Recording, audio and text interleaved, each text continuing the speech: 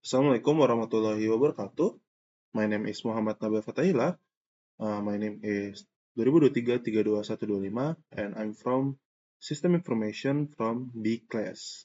Today, I will be walking you through a data science project focused on predicting customer churn and segmenting customers for a telecommunication company. We'll be diving deep into the Python code, exploring how we can use machine learning to generate actionable business insights. Okay, our project has two main goals. First, to build a classification model to predict which customers are likely to churn. And second, to use a clustering model to group similar customers together. To achieve this, we'll be using several key libraries. The first one is Pandas for data manipulation. The second one is NumPy for numerical operations.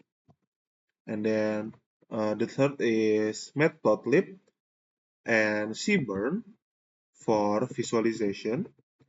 And most importantly, scikit-learn for building and evaluating our machine learning models.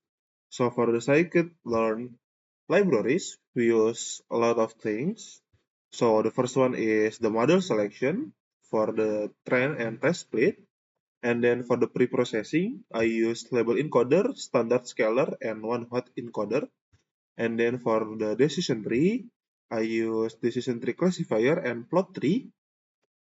Next, for metrics for the evaluation, I use accuracy score, precision score, recall score, F1 score, and confusion matrix.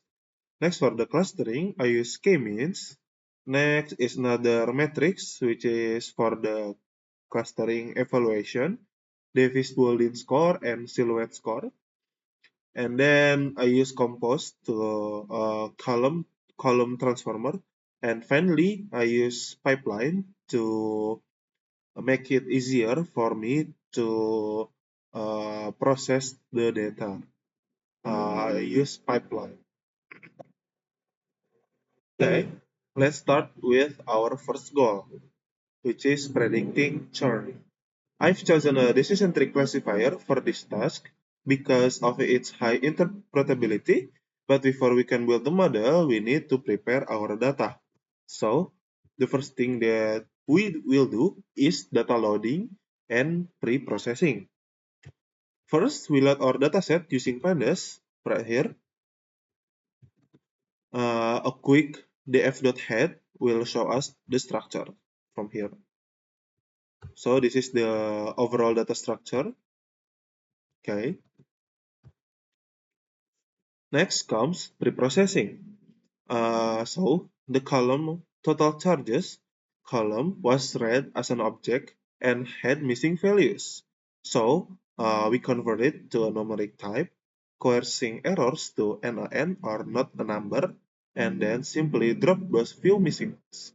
We also drop the customer ID as it's just an identifier with no predictive power. So first of all, I will copy the data frame so it will not change the original data, and then come the pre-processing. So here's for the column total charges.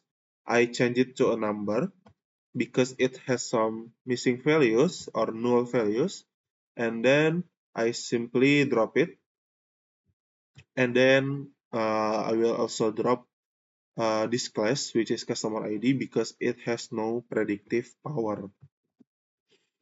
Okay, next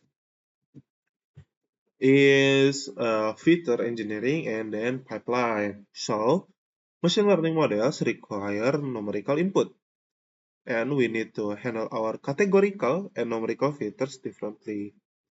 So, I use scikit-learn's column transformer to create a pre-processing pipeline. This is a very powerful tool. It applies a standard scalar to our numerical columns to normalize their scale, and a one-hot encoder to our categorical columns to convert them into a numerical format. So from here, I will first of all drop the churn because I mean separate the column churn because the churn column will be our target and not our features. After that, I use label encoder, so our categorical features will turn into numerical. Okay, so they will all be a numerical features from here. Okay. The final step is to combine this preprocessor with our decision tree classifier into a single pipeline. This ensures that the same transformation are applied consistently to both our training and testing data. So, yep, right here. So all the categorical and numerical data will be uh, uniform. So it will all have a normal standard. Okay. Next is training and evaluation. From here, so this is the pipeline. And then from here, with our pipelines ready, training the model is as simple as calling the .fit function or method on our training data. So from here, we use the pipeline and .fit, input the data, which is X-train and Y-train. Okay. After training, we will evaluate its performance on the test set. The confusion matrix gives us a detailed look. Here is the, okay, so we were done training it, and then we use it to predict with the X-test dataset.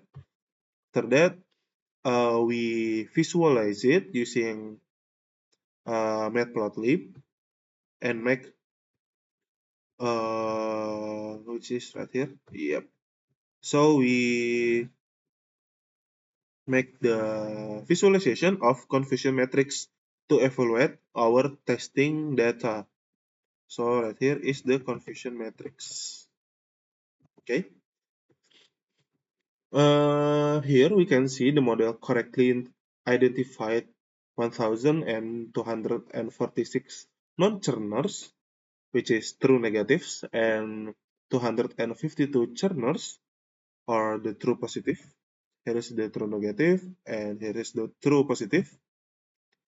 However, it also made mistakes, most critically the 309 false negatives, or the customers it failed to identify as churn risk. So it was the false negative.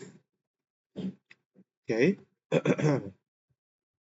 So after that, this is our visualization of our decision tree model, and uh,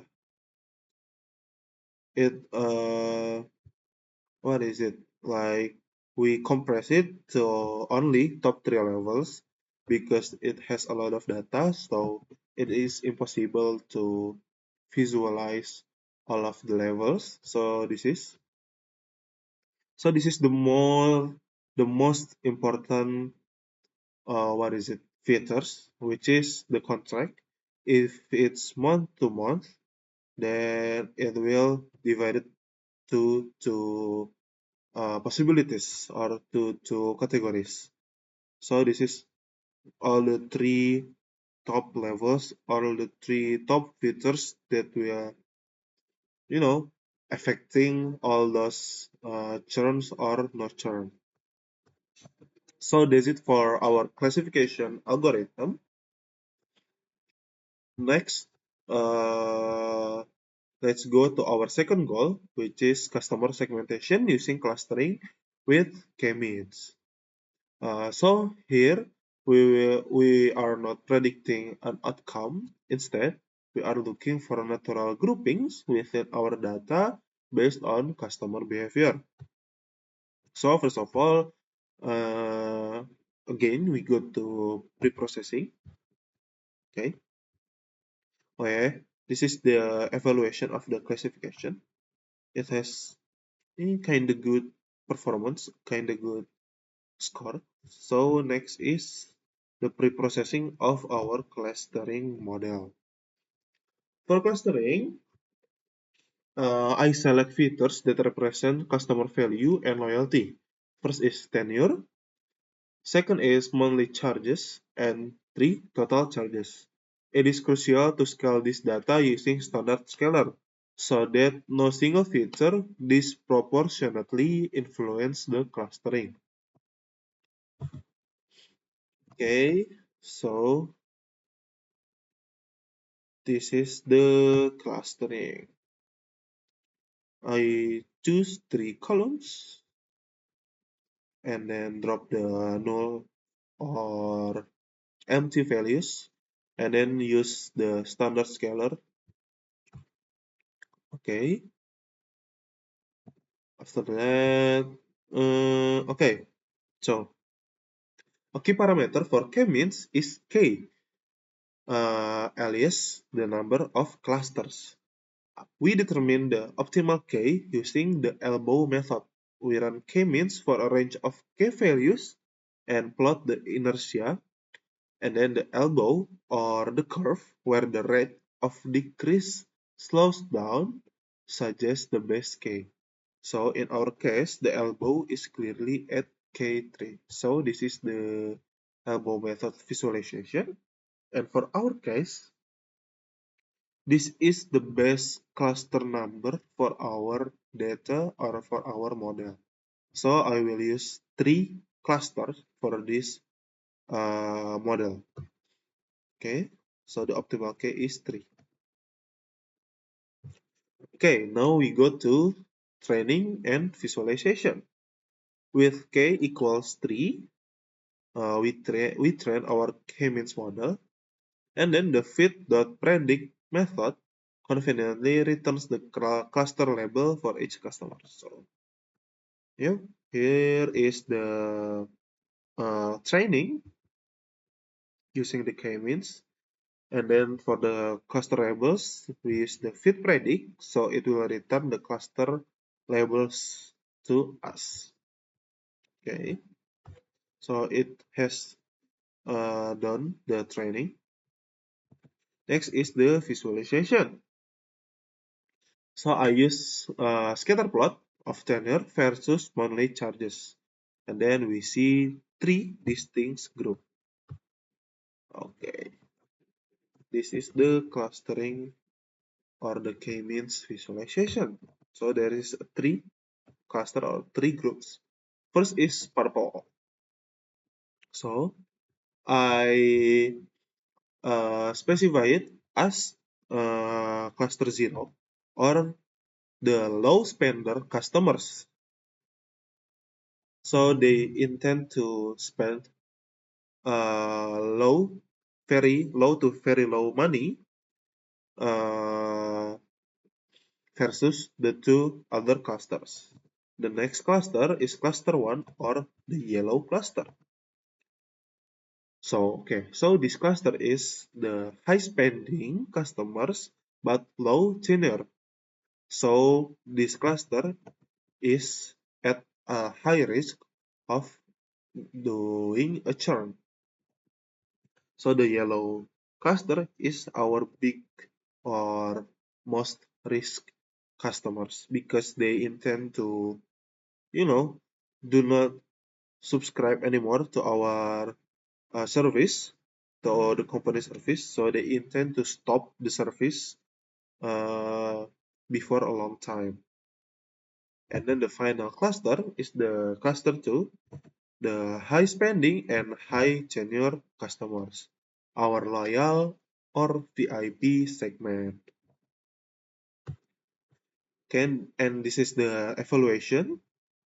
This is the score 0.4 and 0.8.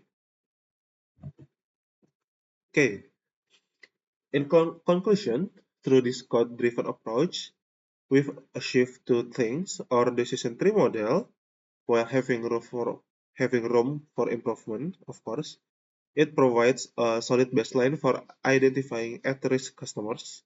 More importantly, our k-means model has given us a clear data-backed segmentation of our customer data.